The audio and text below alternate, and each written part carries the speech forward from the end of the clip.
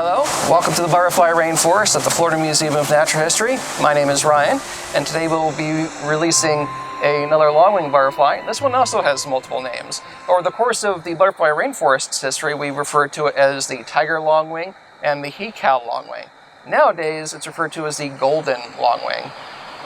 Its scientific name is Heliconius he-cow. Now, the reason why it's no longer called a tiger longwing is because that goes to another butterfly named the tiger longwing. That's the Heliconius ismenius. And he-cow tends to be a little on the trickier side, even though it is part of its scientific name. As with other longwing butterflies, it does have the ability to live much longer, upwards of 6 or 7 months if it ingests pollen along with nectar.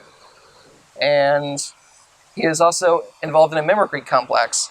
We have 2 other species of butterflies that look very, very similar, the cream-spotted tiger wing and the Isabella's longwing.